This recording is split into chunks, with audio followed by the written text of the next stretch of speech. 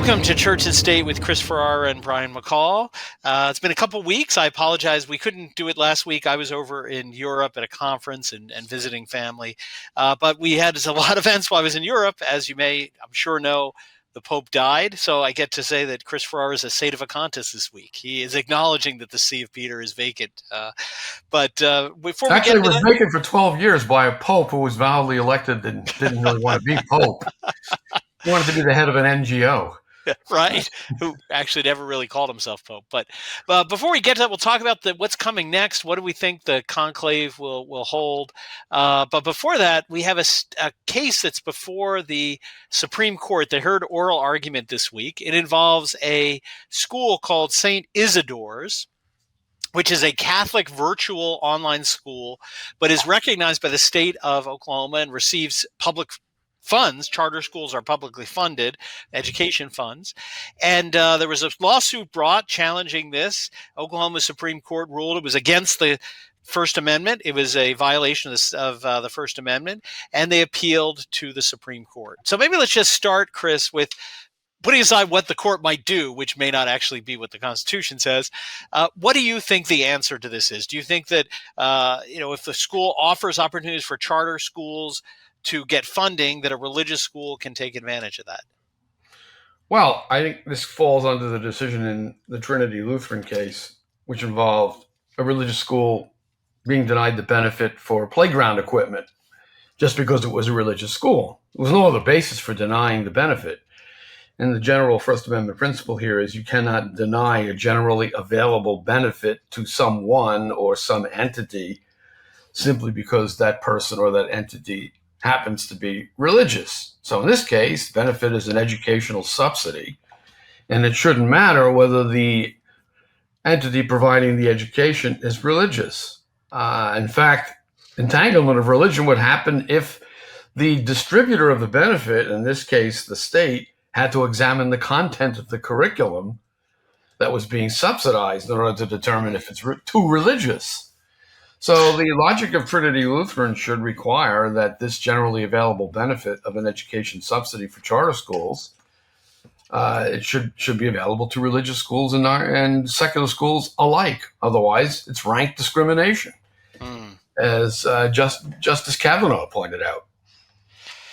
The First Amendment says that the federal government, Congress, shall make no law establishing religion. And how was that really understood by the people at the time? What were they worried about? Were they really worried about public schools having a religious character? Well, of course not, because at the time of the adoption of the Constitution, there were religious schools and religious establishments of various kinds in the states before the First Amendment was incorporated. It's not religious schools. There were established churches. In Maryland, for example. Right. So the concept was something like the Swiss cantons at the outset, that under the Constitution, each state would be like a canton and could have its own established religion. But then, of course, you have the problem with the incorporation doctrine, which applied the First Amendment to the states through the 14th Amendment. But even then, we have the principle that a generally applicable benefit cannot be denied to someone or some entity just because that person or entity is religious. And that's what happened here in this case. And so the argument seemed to go along the lines of, what's the logical distinction between saying you can't have a subsidized playground because the playground is on a religious school's property, and a curriculum which happens to be religious, but the benefit is generally available to all charter schools. The state cannot say, well, that charter school is too religious. There's a problem, though, because as you pointed out in our discussion, in our equivalent of the green room, one of the justices has recused herself. Apparently because she was close friends, maybe even the best friend of the originator of the statute or the concept for the statute at issue in this Isidore case. Yeah, another Notre Dame professor. Right. So unfortunately, she's out of the mix. There's an 8-member court. So if they're split 4-4, the Oklahoma Supreme Court case stands, and it's the school's not allowed to receive funds. So, I listened to the oral arguments. Clearly, the three screeching women were completely opposed to this and just see red whenever you mention having anything to do with religion, even though one of them was actually raised Catholic, Sotomayor, and then Kavanaugh, Gorsuch, Alito, and We hope. Thomas all seemed pretty solidly behind this. Yeah. So that really is going to mean it's going to come down to Justice Roberts, Chief Justice John Roberts, and he, as always, was pretty elusive. I listened to part of the oral argument. He made one concerning comment, as if to make a distinction between this case and Trinity Lutheran, to the effect that, wow, this is a comprehensive educational program that is religious. So the state is subsidizing a comprehensive program. But there's no logical distinction between education being generally subsidized and playgrounds being generally subsidized. The state cannot examine the content or the destination of the funds and say, too religious, you can't have that benefit. Right. So if Roberts is going to be consistent, he's not going to cower for fear of being politically incorrect. He'll follow the logical principle to its logical conclusion and say it's none of the state's business what kind of education is provided if the benefit is generally available to charter schools. If you hold otherwise, you're saying that a generally available benefit can be denied to religious schools just because they're religious. Doesn't even matter what type of religion. Anything religious is not entitled to the benefit that is otherwise generally available, which again involves the state examining each school to see whether and to what extent it's religious, which is why this comment by Roberts is concerning. Is there going to be some sort of too much religious content test for determining whether the generally applicable benefit goes to a religious entity? You can have some religion within the entity, but not too much.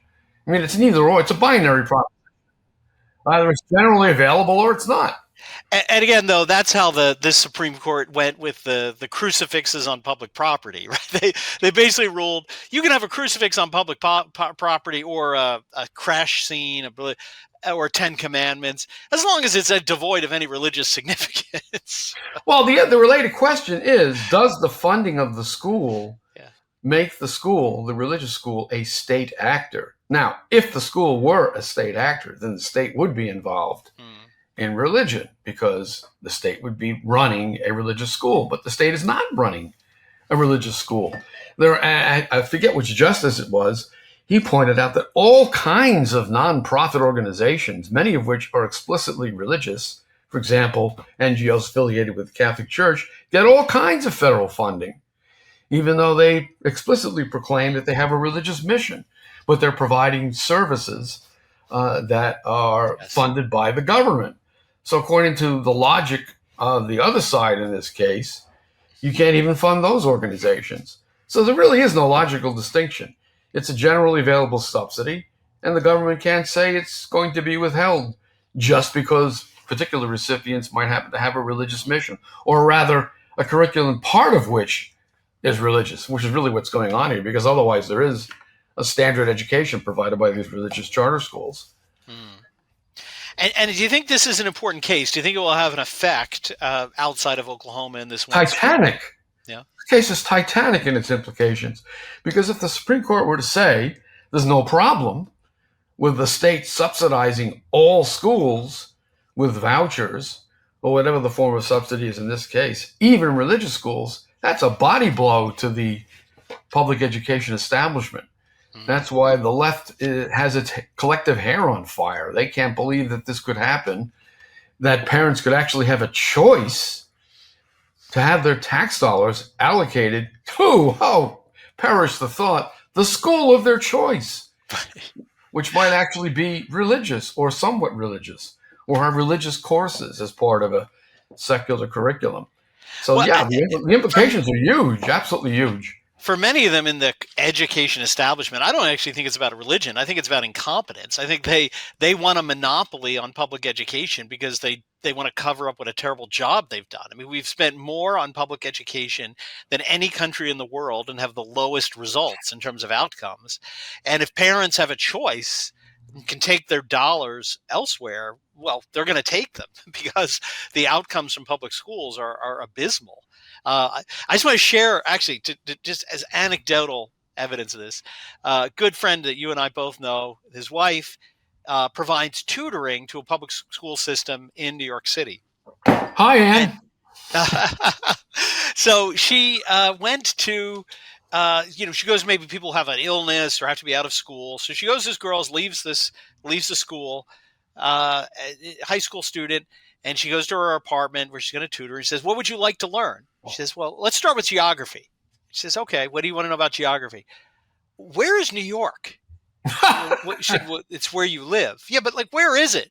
So she opened an atlas and she said, well, here's the United States. She says, oh, that's what that looks like.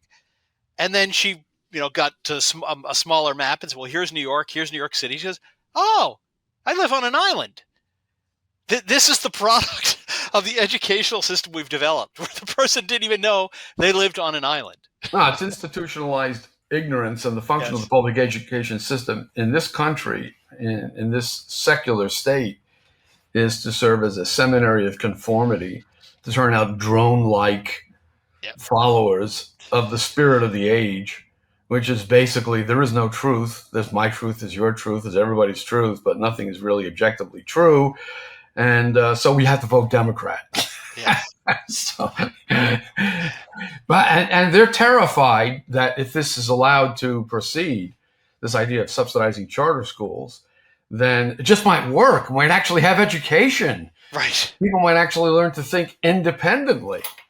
And by the way, as an aside, a bit of a digression, that's why there's all this hysteria over Trump's taffics, for example. They don't care about the cost of goods. They're not worried about the consumer being affected. They're afraid that once again, this guy might actually show them up as incompetence and the tariffs might actually work. Yes. And we might have an economy functioning on equal footing with other economies in the global economy. They're afraid the tariffs might work. And here they're afraid that the public educational system might be shown to be utterly useless and that private education might flourish and that we might actually have education in America. Because, of course, the function of the public schools is not to provide education. It's to turn out morons. Yeah, exactly. Oh, well, let's turn our eyes then to Rome and the events at Rome. Must we? Yeah, well, be careful what you wish for, as we always say. Well, let me fortify myself. So Jorge Bergoglio has now gone to his final judgment. His humble resting place. Yes, God have mercy on his soul. His humble resting place, by the way, ostentatious tomb in the middle of St. Mary Major. Right. The only pope who has done that for himself, as far as I know, whereas the other popes are down in the catacombs under a modest slab. Exactly. And you can walk by and you'll just see a flat slab for Benedict, for John Paul II, and so forth. No, he wants his own personal mausoleum. Yeah, it's very humble. St. Franciscus, not even pope, but just Francis. Right. They built it for him. They took out some precious piece of architecture. Yes. From who knows how old it was a masterpiece. Some small alcove in the church of great historic significance was demolished to put his concrete box in there, his humble tomb. Yeah. Sorry about the digression, but that really irks me. No, obviously. And, I did think it was a little interesting, the funeral, now that he's gone. They brought out the big brass candlesticks that Benedict always used. Nice vestments were out. I mean, almost what you could sense among the MCs, a relief. We can finally maybe get, it was still a crazy Novus Ordo, but at least a little more taste brought out. Yeah. That was interesting. But the Cardinals have been meeting. They go into conclave on May the 7th next week.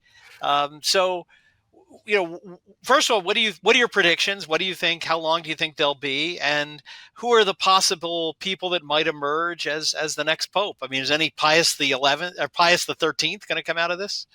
Well, I have a non-Catholic friend, and I played tennis with this fellow, right? And we were discussing the conclave, and he wanted to know what I thought about who the pope should be. And I said, I'm praying for a black pope. He was stunned by that. Oh, that would be revolutionary. And I tried to explain to him, that's the way the secular world thinks. Catholics don't care about skin color. Yeah. We care about orthodoxy.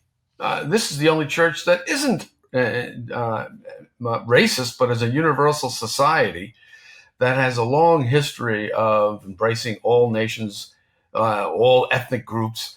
We don't care about skin color. We care about whether the person is a solid Catholic espousing the Orthodox faith. And it turns out that in our historical context, the best chance we have of getting such a pope comes out of Africa. The African prelates are all relatively conservative. Some of them are quite conservative. I mean, by that you mean they actually believe the Catholic faith. Yeah, believe in the Catholic faith. And the Ten Commandments. They actually believe the Catholic Church was founded by Jesus Christ and that it possesses revealed truth. Yeah. And that there's a consequence, an eternal consequence for rejecting it. In other words, they believe in the mission of the church to make disciples of all nations, which, according to the current hierarchical majority, at least those who control the levers of power, is an old hat conception. And now we just dialogue with everybody, and everybody is happy the way he is. And, I'm okay, you're okay. No, these African prelates actually believe in the mission of the church to make disciples of all nations, and that there's a consequence for rejecting what the church proposes. Something called hell, which still exists.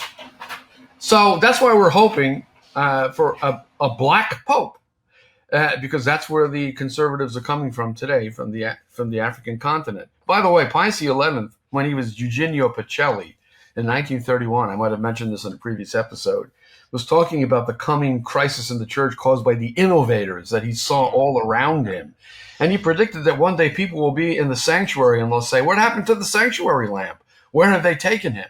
But then he said in the same conversation with Count Galeazzi that the third world, referring to Africa in particular, would ultimately save the church during this crisis.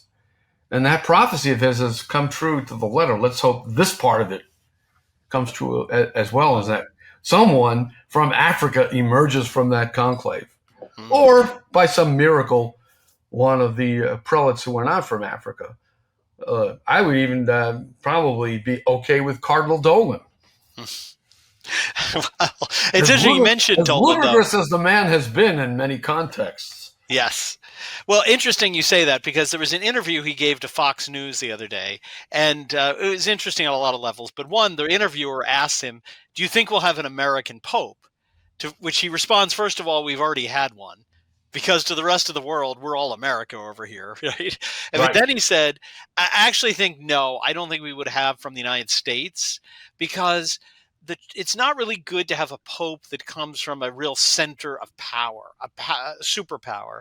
And we would really, I think most of the cardinals want someone that comes away from a center of power. And again, with the Vatican, with the cardinals, there's always kind of a double speak. They don't ever speak plainly and clearly.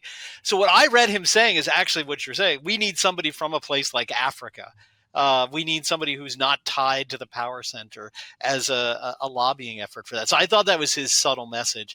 The other subtle message came out of a Vatican press release yesterday about the meetings the cardinals had. And again, it's usually, you got to read very carefully, because it's like they had a meeting. They talked about things. But after it had a bunch of praise for Francis, it said, but some of the cardinals expressed the need for the next pope to, of course, have everything Francis had, but to pay attention to deep divisions and divisiveness in the church and to bring unity back to the church. And in Vatican terms, that's a huge criticism of Pope Francis. I mean, that, in the way they speak diplomatically, is basically saying this guy has blown the church up. The cardinals think they need somebody that's going to bring it back together. That may well be the case. And even the most radical among them may be thinking to themselves, this is pure speculation, but it makes sense to me. Well, I can go on being a neo-modernist church rector in my own diocese, but meanwhile, we have to keep the whole entity going, because otherwise we're out of business. Right. So let's get a pope who unites us so that I can do my thing and these traditionalists can do their thing within certain limits, but certainly broader limits than the last dictator pope allowed, who actually despised the traditional Latin Mass movement and couldn't understand why young people were drawn to it. So, yeah, you may even have among the radicals a surprise where they pick a moderate because they think to themselves, I can do my thing anyway. So let's placate everybody and keep the whole enterprise going, because that's how they look at it. It's an enterprise to them. Well, and on the quote liberal side, I mean, the front runner, a lot of people said going into this liberal was the Secretary of State, really, I think, Oh, evil please. man, Cardinal Parolin, the architect of the secret Chinese agreement, which I love. It's such a great agreement for the church. We have to not tell you what it says. Yeah, but we know what it says. But, It's a total sellout. Exactly. But it's so good, we just have to keep it secret. In any event, he really was who they were rallying behind, but he had a lackluster performance at the funeral, even though his liberal buddies were saying he was boring. And now today, apparently, he was rushed for medical care for a serious medical issue. So Excellent. I think he may be just knocked out of the running. Parolin would be a nightmare. He's a total globalist. Oh, yes. And it's possible he could even be worse than Francis, who had his quirks, by the way. I just received in the mail from Italy a book called an homage to St. Pius X. And he wrote the preface to this book. And in the preface, he praises Pius X as a strong pope. Interesting. Interesting. And we know that just before his death, literally hours before he died, he spent 10 minutes in prayer before the tomb of St. Pius X, who is basically the antithesis of his pontificate, the anti-modernist pope. Yeah. So who knows? Who knows? And conclaves are always a black box. You never know what's going to come out of them. We certainly didn't think we'd get Benedict the 16th out of the conclave before this last one. Because that was supposed to be actually Bergoglio's turn. The fix was in at the conclave that gave us Pope Benedict. Something happened. Yes. So we have a wild card too, the Holy Ghost. The Holy Ghost doesn't pick the Pope, but as Cardinal Ratzinger said, the Holy Ghost is involved to the extent that it doesn't become a complete disaster. Although it came pretty close to being a complete disaster with Francis. That's for sure. But on the front of the more moderate, again, we use conservative as kind of a qualified term. There's really nobody in there that's a Pius X, but of the more moderate conservative ones that would bring a little more sanity to the church, do you have any particular names that you think we should be looking for? Oh, Cardinal Sarah would be our dream pope. And there's a few others, but first and foremost, Cardinal Sarah. I don't have a list in front of me, but maybe there are two or three others. Not necessarily from Africa. I don't know who your favorite candidate would be, but certainly for me, first and foremost, Cardinal Sarah, although his age is a problem. Yeah, how old is he? I think he's 79. Yeah, so he'd be a caretaker pope like John the 23rd, who lasted only 2 or 3 years. So. Yeah. Other than that, anybody else you're aware of? Nothing leaps to mind right now. I haven't really made a study of the papabile because it takes time. You have to go through and see which of them will be participating in the conclave, how old is each one. There's an article, I think, at Revolver News that has a nice list, interestingly enough, of papabile. We can look at that. So they have, for example, picked out Cardinal Sturla, who they call orthodox and clear-headed. Ranjith, I don't know. He seems to be rather an old-fashioned type of Catholic. He's pretty good. Cardinal, I don't know how you pronounce it. Ijek, E-I-J-K. Yeah, Ijek, yeah. Ijek, he's pretty tough on moral issues. I don't think he'd be our enemy. Erdo from Hungary is, I think, another one. Yeah, Erdo, like Turkson would be terrible. Yes. Parolin would be terrible. Zuppi, a total disaster. Although, strangely enough, they think that Pizzaballa, Cardinal Pier Battista Pizzaballa, would be a good one. Tough, they call him. Grounded. He's not a globalist. He's not a trad either, but I don't think he'd be our enemy, and I think he'd give us a lot more leeway. He'd probably be as good as Benedict in terms of the latitude given to the traditionalist movement. And by the way, Benedict demonstrated during his all-too-brief pontificate just how dramatically the ecclesial scene can change if we have a pope who does even the minimal thing that should be done for traditionalists. I liken it to Gulliver being tied down by the Lilliputians by 1,000 strings. Well, during his pontificate, enough strings were lifted so that he could move his pinky.